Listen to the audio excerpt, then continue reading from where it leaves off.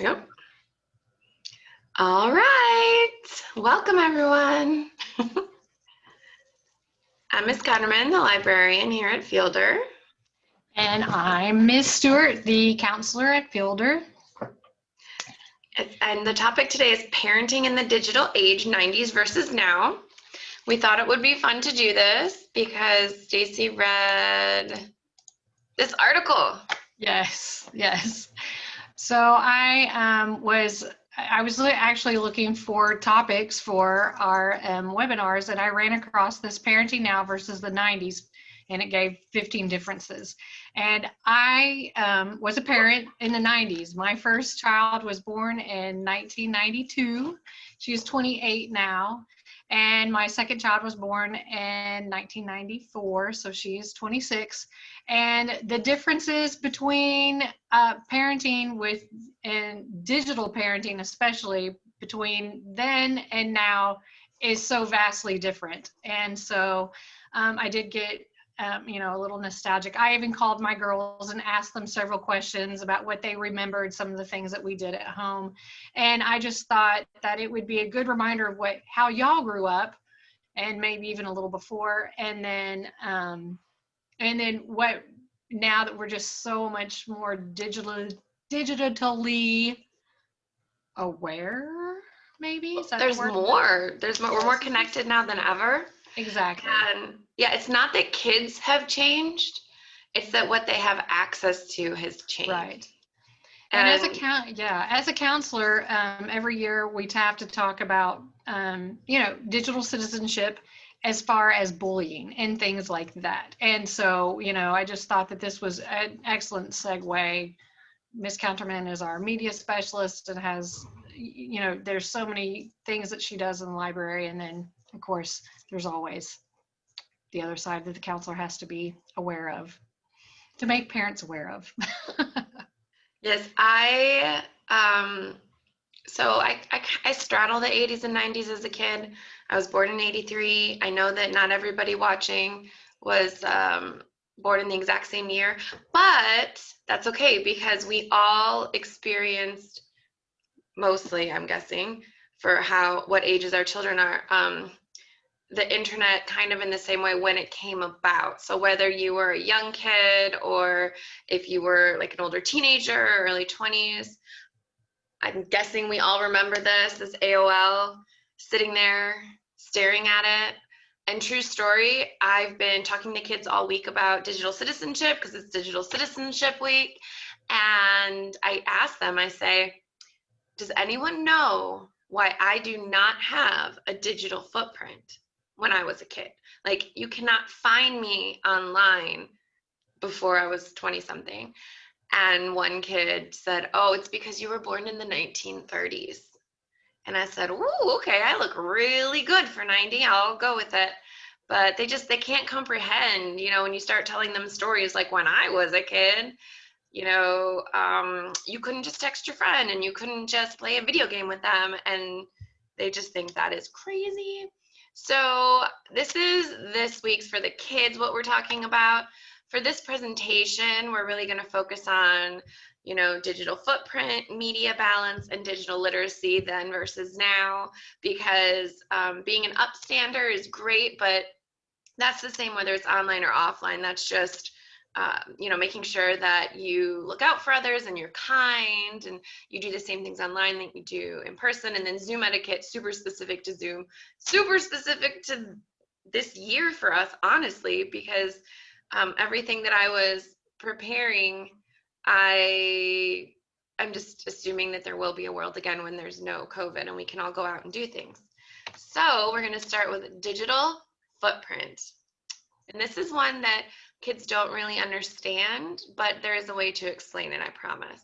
It's that trail that you leave behind online. So the words that we use here in school is that, if you are walking on a beach and you look behind you, you see your footprints in the sand, well, you were there, even though you're not there now. So it's just, what you find when you Google yourself. And then I always Google myself in front of the kids. And again, I checked first.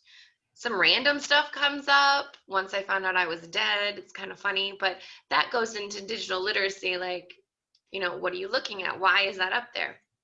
But everything that the kids find, I show them, hey, here's different things that I have up there. We'll get to that in a moment, but kids now have so much access to the internet.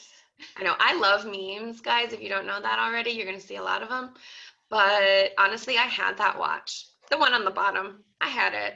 I did for like a day, and then I ate it. Right. It's just so easy now for kids to access it. When we were young, no matter what year you guys were born, if you were a kid of the 80s or the 90s, we were not able to just go post pictures about ourselves. It wasn't there. So, and we didn't have to learn how to be good digital citizens because it wasn't a thing. And one thing we need to keep in mind is that just because something's nostalgic does not necessarily mean it's better. And I'm putting that out there because sometimes we tend to have like a knee-jerk reaction to technology and saying, oh, when I was a kid, I didn't have it and I was fine. Well, it wasn't around back then. So just because you remember something doesn't mean it was better. And I've had to come to terms with that because I like to think that everything was better when I was a kid, but I know it's not. For example, anyone remember these? I used to do that all the time. If I wanted to talk to my friend, we'd make a little note and we'd roll it up into little footballs and send it to each other. You couldn't text anyone that wasn't in the same classroom, though. Anyone remember that? I still have one of those because I just can't bring myself to get rid of my CDs. I mean, yes, I have fond memories organizing that, but do I really think that that's better than being able to just pull up music on my phone for my kid when she's having a tantrum and really wants to hear Mickey Mouse Club? Mm-mm. Oh, I didn't even mention that in the beginning, Stacy. I forgot. Yes, I am parenting right now. That's right. I was a 90s kid. I currently have a 7-year-old and a 4-year-old. So I'm navigating all that right this moment. And let's not forget trying to record songs off of the radio and hoping nobody's talking through it. And then you get it right in the beginning. So going back to social media, all these things that we take for granted right now, Facebook, Twitter, all those things, those weren't invented until the dates that you see up on the board. And AOL Messenger, I remember that. You'd have to sit there on your computer, though. You couldn't just stick it around. Right. As a mom back then in 1997, and I guess my daughter didn't, I would not allow her to have AOL Messenger until 5th grade. So she wasn't allowed to have it then. And then even then we had not a laptop, we had a desktop out in our family room. And so I would only let her use it if everybody was around because I was terrified. I don't even know how I would think that this would happen, but I was terrified that there would be some predator out there that would find her on AOL. I don't know why. And I also wanted to know what her friends were doing. Well, it was new. Yeah, it was new. And then they were not allowed. And of course, MySpace wasn't, I don't think they allowed users until the age of 16. I know that's how it is now. Well, technically, you have to click a button that promises that you're 13, but... Is it 13? Well, my daughter, my youngest daughter, she was the best youngest, little sister. She told on her big sister that she had a MySpace, even though that she wasn't supposed to have one. And thank goodness I found it because there was her name, Jordan Noel Rivero, her birth date, her address, and what school she went to, and all of her friends and I mean, a parent's worst nightmare because she had not had any digital citizenship classes. Nobody knew that they weren't supposed to give out every pertinent information piece of it, so she could be found. And so, we took down her MySpace. She told me, though, I did ask, Facebook, she didn't become a member on Facebook until 2009, and she graduated in 2011 from high school. So she was a sophomore in high school. And then Twitter is actually the way that they communicate the most right now, her age group. And then Snapchat.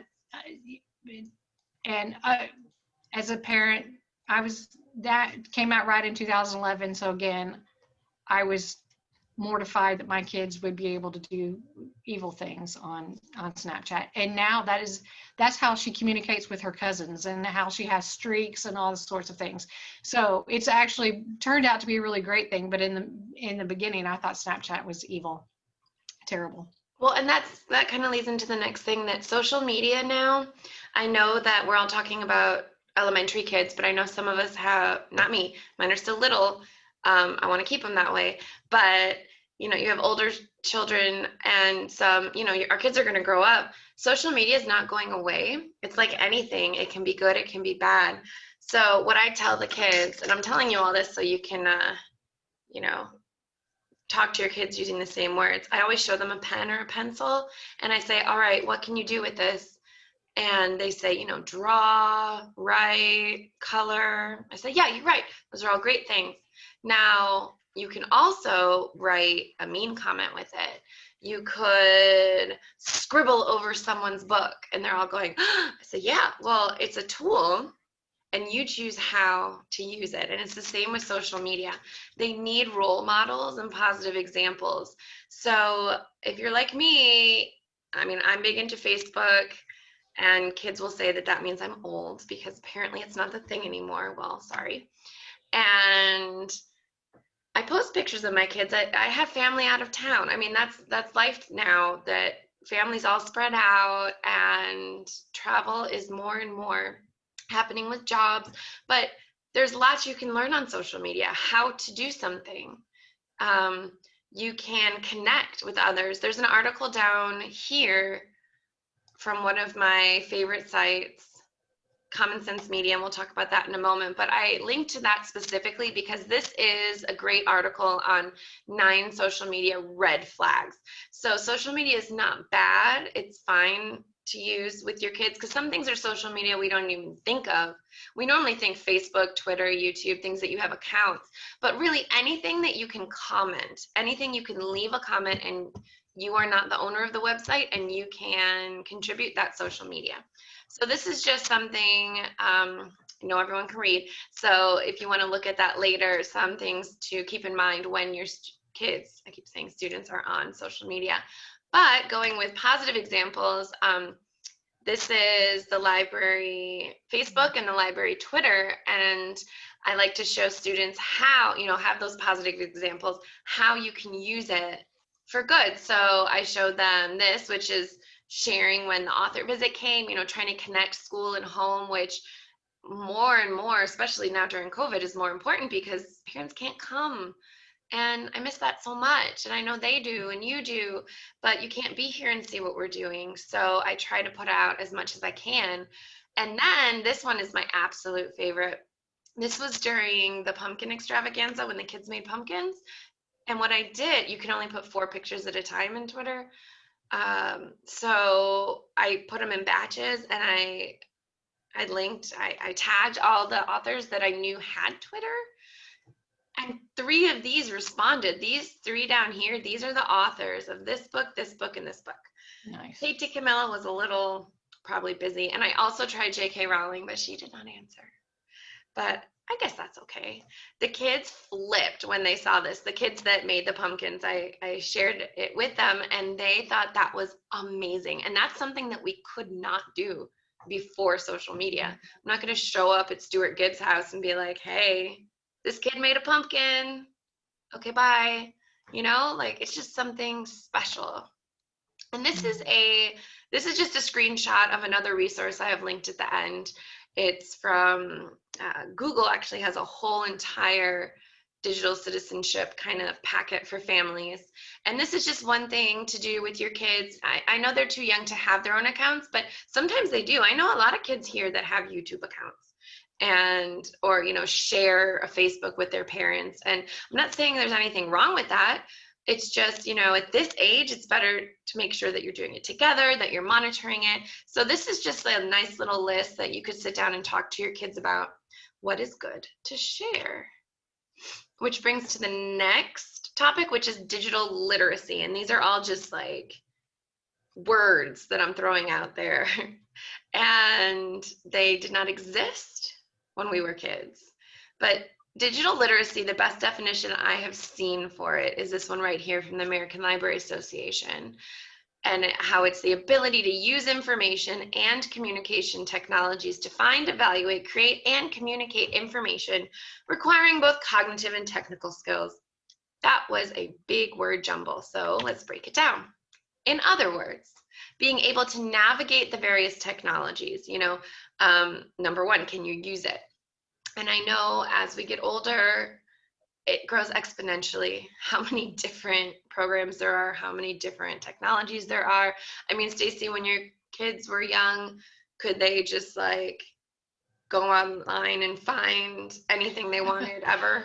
Right. And even as a teacher, when I was teaching back in the 90s, doing research papers, I remember that. Right. We were using the card catalog and everything. But then when search engines did come about in the 2000s and the kids were doing research papers, we did have to talk about which search engines were the proper ones to go to and which would be most reliable and that sort of thing. And so, right, even research it's way different now. It's so different. Even back at the last class I taught was in 2010. So it's changed since then. Yes. And that's another thing, like you said, research with digital literacy, the ability to understand that just because it's out there doesn't mean it's credible. And young kids especially have a hard time with that. To them, if it looks good, like they can normally tell if a site is super misspelled or it just looks yucky, or if it doesn't look right, they can normally tell. But if it looks very reliable and it has graphics and it has headings and it has all that, they tend to think that it is true no matter what, even if they've been told, look carefully. So we talk about that a lot in school. And speaking of in school, the reason why we have to keep talking to kids about it more and more and more and educate parents is because we're still in the zone where this did not happen when we were kids. We did not have classes on it. We learned how to navigate all this when we were older. So we already had, I'm hoping, common sense, I mean, give or take. But even if you were a teenager when everything came about, and I say everything, I'm talking mostly about things like social media and fast internet speed. Yes, I had AOL when I was in high school, but it was very slow and I couldn't just upload and find things really fast. I did have a CD of Encyclopedia Britannica though, but you had to get a CD. All right. But even now, so these asking the questions, I was even thinking about just kids even playing games. And are we getting to that later? I can't remember. Yeah, we'll get there in a moment. Okay, then I'll wait for that then. I've got it written down so I won't forget. All right, but these are just questions that are really good to ask, not just your kids, but yourself as well. Like, what source is the information citing? Because you might hear from someone that you normally trust, or like a site or social media, but look to see, what are they citing? Is the source credible? Is it too good to be true? Kids are suckers for clicking on things like, oh look, it's a picture of a dog, it's saying I want a car, it's saying $1 million. No. And am I comfortable with the actions of others on this site? It might say it's for kids, but maybe it has the ability for people to interact and people are doing it the right way. And with all this technology comes balance, and that's what we're talking about today at school. Media balance, the way that we're defining it in elementary, isn't like balance the kinds of media. It's time on your devices and time off, because let's face it, this isn't going away and kids are never going to just put down their devices forever, and you wouldn't want them to, because now social media is a way of life. And especially as they get older, if they don't have some sort of account, if they're not following their friends or on their message groups, that could affect their friendships.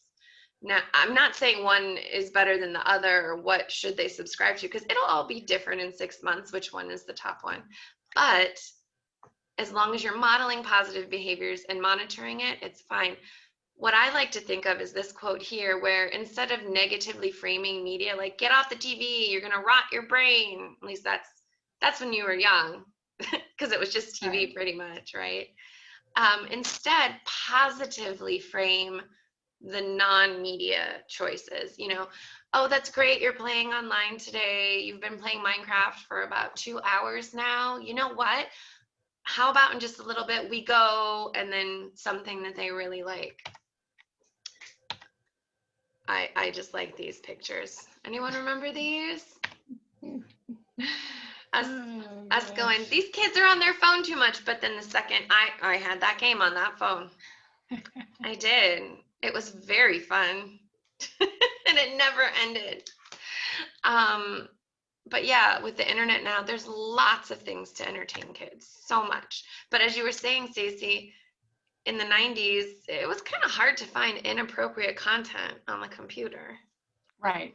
Right. That's Well, directly from mostly the because you article. bought it. A lot of Yeah. times you bought it and you knew what the purpose was. It wasn't as readily available.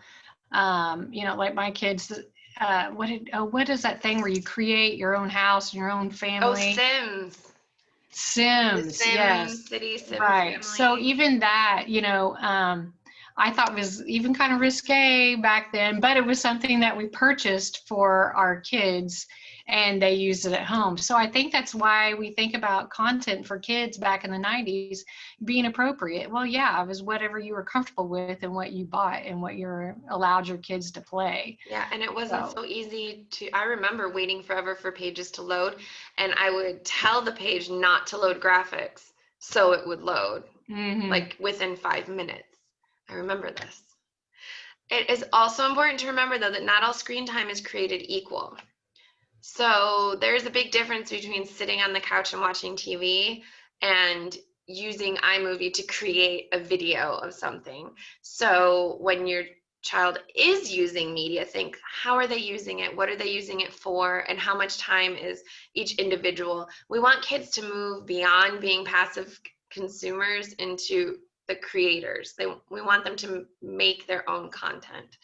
And that actually takes you out of screen time, because in order to be creating the content, you need to be planning, you need to be working with others, you need to be setting things up. Mhm. So things to do with your family. This is just a fun bit, 90s versus now. I found that picture. Right, right.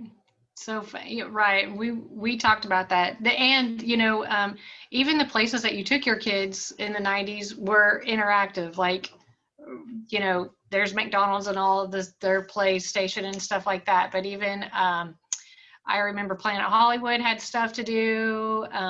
There was also, what's that one?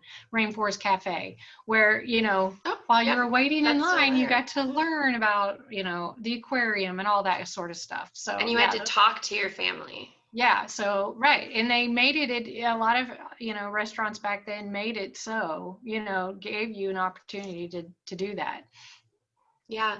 And I know, again, I have a 4-year-old and a 7-year-old, that it's really easy to throw a device in front of them. Like, just be quiet. The grown-ups want to talk right now. But there's something to be said for board time and the art of conversation. So try not having devices at dinner if you don't already, and just see what happens. That's a rule at my house. No devices at dinner. We definitely have devices at my house, but just not at dinner. And even when we're out, no devices. My kids have a crayon, whatever they hand the kids. Well, okay, when we could go to restaurants and get things like Right. that. I don't know they hand out crayons anymore, but see what they do, and then they can just learn a lesson. And it's hard, I know. As a parent, you don't want to have your kid having a fit in the middle of a restaurant, and just depending on the situation, you might just have to pick them up and take them out. Like, you can't handle it, we're leaving. Movie nights, so much different. Right. And I swear my kids, yeah, movie night, that was just going down to Blockbuster down the street. And usually what I thought was so funny is their dad would get so mad that they would pick up the same movie that they had watched probably 500 times. And he wanted them always to get something different. And of course, I didn't care. We also spent a lot of time at the library where you could also check out movies and things like that. I don't know how many times we watched Parent Trap from 1961. And what else was one that, what was one of the, anyway, my kids always watched kind of the same movies all the time. Well, and one thing that I remember as a kid in the 90s is taking my family Blockbuster card, and when I would go, I like 14, I'd take a movie and they would tell you, nope, that's R, you can't watch it. Like you were stopped. Now you can just talk into your remote or go on Netflix, and depending on what filters you have, but you need a different filter for everything. So sometimes it gets to be a bit much. So that's definitely hard. My oldest daughter got her hands on a not appropriate show. She went in our Netflix account instead of hers, and we caught her watching it, and it was a nightmare because we had to explain things we didn't want to explain yet, and you bet we put password on right. Television different also. I honestly do not think that television was better in the 1990s.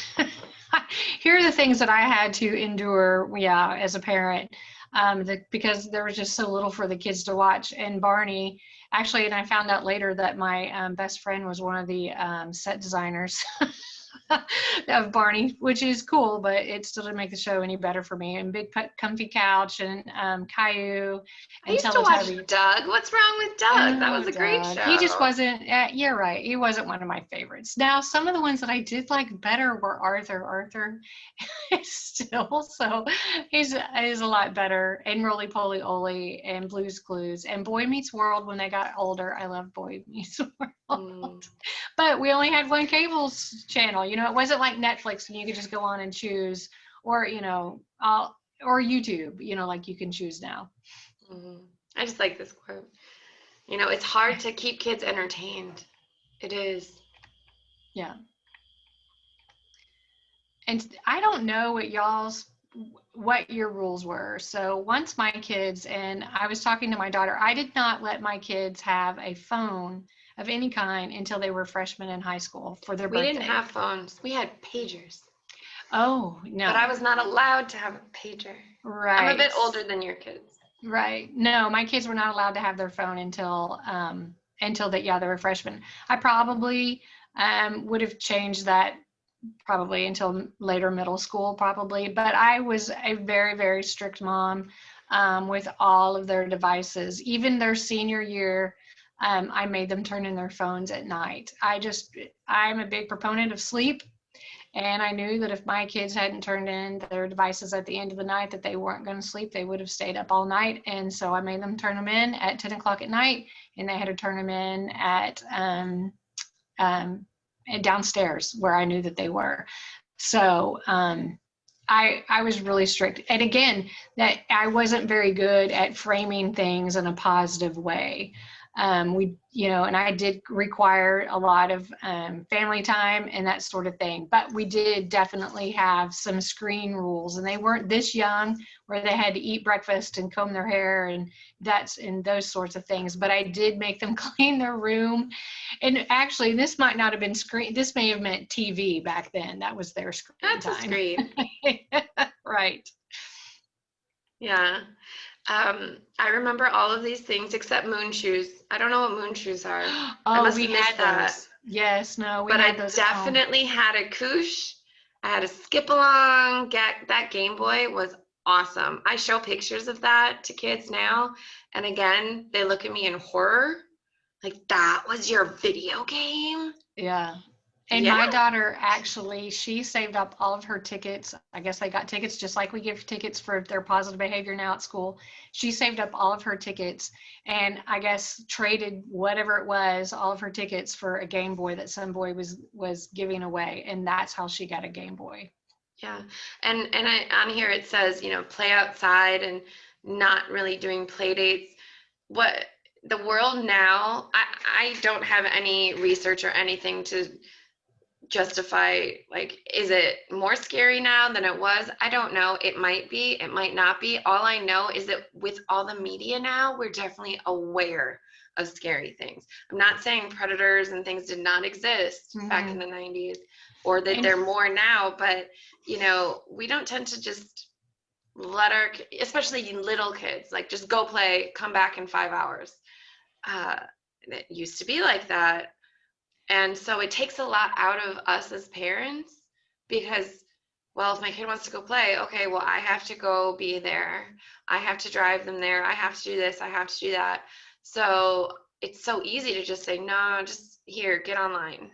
Right. And honestly, I grew up in the 70s and 80s, and truly I probably was one of the last generations. Honestly, we went outside and played until dark, and and that's when we went home. And usually some other mom, fed us lunch, or something like that. Like, we would be gone for the whole day, and I don't think my mother ever worried. I mean, I know she didn't. And we lived by a creek and played in the creek and all kinds of stuff. I mean, I had a pretty neat childhood, and my kids weren't outside as much. I did, but I know that I didn't set up play dates or anything like that. And they were at a certain age allowed to go to the park that was around the corner. It wasn't down the street. I remember as a kid in second grade going to a park that was, around the corner, and my parents could not see us going there. But in second grade, I was allowed to go there by myself with my little brother. So it was probably, my kids were a little bit older than that, but they were allowed to go to the park without me. And well, I remember, this is a school anecdote. When I was in second grade, I became a walker because my mom forgot to come pick me up. And I told the principal, I know how to get home. This is like second grade. I was about 8. And the principal said, okay, bye. And I walked home. And I'm trying to picture that happening now. And I would have a conniption if my child was just like, hey, I know how to get home at 8 years old. And the principal just let him go. Because, yeah, what? happen. Wouldn't happen. So I put this slide on here, Unplugged Kids Play Now, how I talked about it being kind of parent labor intensive. It doesn't have to be, and I just put some examples of things that I do with my kids that I've seen other people do. Bike riding's a big thing now, going to parks, board games. We have lots of board game nights, and I know that it's kind of silly, but if you make it a tradition and you let the kids pick or alternate, like, hey, we can play this video game together, and then next time we're going to play this board game. But even if you're playing a video game, it's still family time and it's still playing a game, which is better than just sitting watching YouTube all day.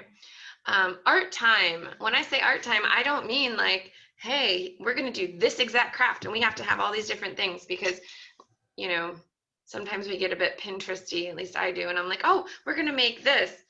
Honestly, I just hand my kids some crayons and markers, and paint is their favorite, and some paper, and just say, there you go.